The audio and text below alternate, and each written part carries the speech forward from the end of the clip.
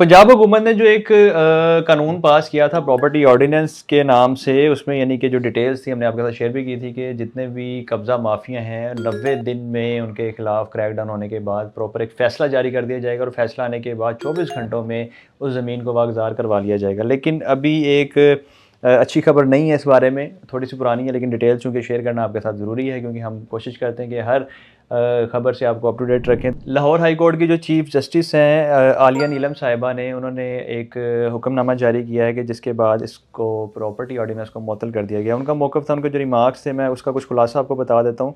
उनका कहना था कि इस मकसद के लिए किसी भी एक ऑफ़िसर को कोई ऐसे राइट्स नहीं दिए जा सकते कि जो अपनी मर्ज़ी से या उसके अकॉर्डिंग कोई फ़ैसला कर सके। यानी कि वो यानी कि उनका कहना था कि इस लिहाज से तो आइन के ख़िलाफ़ भी काम किया जा सकता है क्योंकि पावर है जो किसी एक बंदे के हाथ में आ जाती है। यानी कि उनसे मुराद जो वहाँ का जो डीसी हैं या एसी हैं जिसको ये सारे इख्तियारात दिए गए थे कि वो फ़ैसला करे और इस पे अमल दरामद करवाए। तो ओवरऑल उनका पॉइंट ऑफ व्यू भी उस लिहाज से ठीक है। गवर्नमेंट ने जो अपने लिहाज से एक एक्ट पास किया था उनका भी पॉइंट ऑफ व्यू ठीक था। लेकिन ओवरऑल देखते हैं अब ये ऊँट किस करवट जाके बैठता है, क्योंकि अभी सुनने में ये भी आ रहा है कि इसको दोबारा बहाल किया जाएगा या इसके खिलाफ़ कोई दरख्वास्त दी जाएगी और इस केस को लड़ा जाएगा। तो अभी ये वक्त बताएगा कि क्या होता है, लेकिन वक्ती तौर पे फ़िलहाल ये जो काम है वो रोक दिया गया है और जितने भी फ़ैसले हुए थे उनको रिवर्स कर दिया गया है और अभी किसी भी चीज़ पे अमल दरामद इस लिहाज से प्रॉपर्टी ऑर्डिनेंस पे नहीं होगा कि जिस तरह के पहले हो रहा था कि यानी कि काम स्टार्ट हो गया था और कब्ज़ा माफिया से जो ज़मीनें हैं वो वागज़ार करवाने का एक सिलसिला शुरू हुआ था। लेकिन फ़िलवक्त इस पे काम रोक दिया गया है। वक्त के साथ साथ इंशाल्लाह इस पे जो भी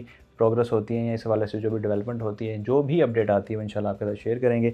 अभी तक के लिए ये एक लेटेस्ट अपडेट थी, तो इसको आपके साथ शेयर करना बहुत ज़रूरी था।